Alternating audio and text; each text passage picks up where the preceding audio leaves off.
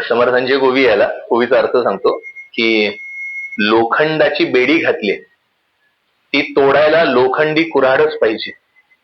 त्या लोखंडी कुऱ्हाडीने लोखंडी बेडीवर घाव घालायचा. त्यामुळे ह्या नामरूपात्मक जे विश्व आहे त्याच्यात माझी वासना अडकलेली आहे. ह्यातनं बाहेर पडण्यासाठी जे शुद्ध नामरूप आहे म्हणजे नामस्मरण. आता जरूर चालू नाम, राम, श्रीराम, जयराम, जय जयराम हे आपलं नाम झालं आणि रामाचं रूप झालं. तेव्हा नाम आणि रूप हे सगळं जे विश्व आहे ते नामरूपात्मक आहे आणि त्याच्यात माझी वासना अडकली आहे. इथून सगळीकडनं काढायला दुसरं नामरूप समोर ठेवलं. आता ह्या नामरूपात्मक जे मी ह्याला बघतो आहे ते केव्हा तरी सुटण्यासाठी दोन नामाच्या मधला काळ पकडावा लागतो की त्याच्या आत सुटता येतं.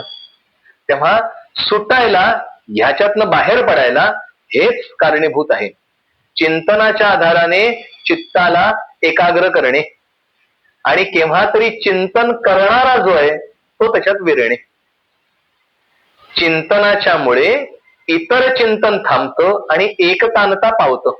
म्हणजे मन एकाग्र व्हायला लागतं आणि मनाचा स्वभाव चंचलत्व आहे. तो एकाग्र व्हायला लागलं की मन हळूहळू संपायला लागतं आणि मन संपायला लागलं की मनाचा जो साक्षी आहे तो उघड व्हायला शक्यता निर्माण होते. तोपर्यंत शक्यताच निर्माण होत नाही.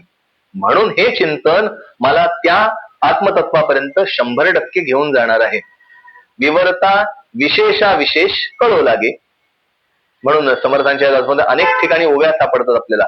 त्याचं चिंतन करत गेलं, केव्हा तरी चिंतन करता करता जो चिंतन करणारा आहे त्याचा अनुभव येण्याची शक्यता आहे. त्यासाठी त्यांना प्रार्थना करूया. तेव्हा हे चिंतन अत्यंत गरजेचं आहे.